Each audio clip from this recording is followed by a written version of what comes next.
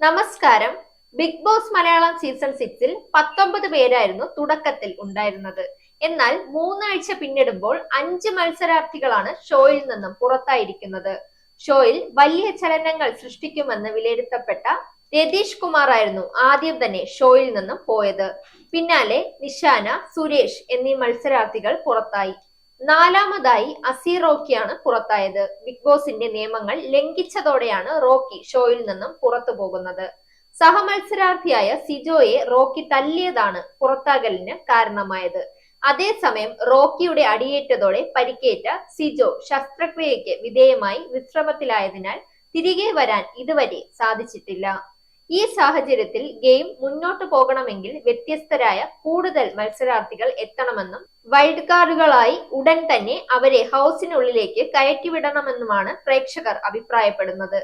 Weekend എപ്പിസോഡിൽ ഇത്തരത്തിൽ wild card എത്തിയേക്കുമെന്നുള്ള അഭ്യൂഹങ്ങളും ഉണ്ട്. നിലവിൽ 6 പേരെ വൈൽഡ് കാർഡായി എത്തിയേക്കുമെന്നാണ് സോഷ്യൽ മീഡിയ ഗ്രൂപ്പുകളിലെ ചർച്ചകൾ. ഇതിലൊരാൾ അഭിഷേക് ശ്രീകുമാർ എന്ന വ്യക്തിയാണ്. കൂടാതെ നന്ദന, അഭിഷേക് ജയദീപ്, യൂട്യൂബർ സായി കൃഷ്ണ, അവതാരകയായ പൂജ, DJ സിബിൻ തുടങ്ങിയവരുടെ പേരുകളും ബിഗ് ബോസ് ആരാധക ഗ്രൂപ്പുകളിൽ ചർച്ചയാകുന്നുണ്ട്. അതേസമയം ജാസ്മിന്റെ കാമുകനായി അഫ്സലും വൈൽഡ് കാർഡായി എത്തിയേക്കുമെന്നുള്ള അഭ്യൂഹങ്ങൾ ഉയരുന്നുണ്ട്. ഇപ്പോഴത്തെ ഗബ്രി ജാസ്മിൻ കൂട്ടുകെട്ടിനെ പൊളിച്ച് കളി വേറെ ലെവലിൽ എത്തിക്കാൻ അഫ്സലിന്റെ വരവോടെ സാധിക്കുമെന്നാണ് വിലയിരുത്തലുകൾ. ഇത്തരം ചർച്ചകൾക്കിടെ ഇപ്പോഴിതാ ഇക്കാര്യത്തിൽ മറുപടിയുമായി രംഗത്തെത്തിയിരിക്കുകയാണ് അഫ്സൽ.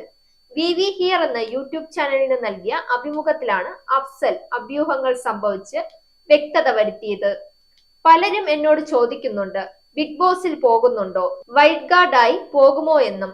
ഇപ്പോഴത്തെ മാനസികാവസ്ഥയിൽ എന്നെ ബിഗ് ബോസ് വിളിച്ചിട്ടുമില്ല, വൈൽഡ് കാർഡായി പോകുമോ എന്നൊന്നും ഇന്ന് എനിക്ക് അറിയാത്ത അവസ്ഥയാണ്. അത് എന്തെങ്കിലും ആവട്ടെ, താരം പറഞ്ഞു. എന്തായാലും അഫ്സൽ ഇല്ലെങ്കിൽ മറ്റാരൊക്കെയാകും ഹൗസിനെ ഇളക്കി മറിക്കാൻ എത്തുക എന്ന ആകാംക്ഷയിലാണ് പ്രേക്ഷകർ. Zag news, Thiruvananthapuram. നേരിന്റെ വാർത്തകൾ നിങ്ങളുടെ വിരൽത്തുമ്പിൽ എത്താനായി സാഗ് ന്യൂസ് ചാനൽ സബ്സ്ക്രൈബ് ചെയ്തും ഷെയർ ചെയ്തും ഒരു ശരിയായ മാധ്യമ നിലപാടിന് നിൽക്കാൻ ഞങ്ങൾ നിങ്ങളെ ക്ഷണിക്കുന്നു.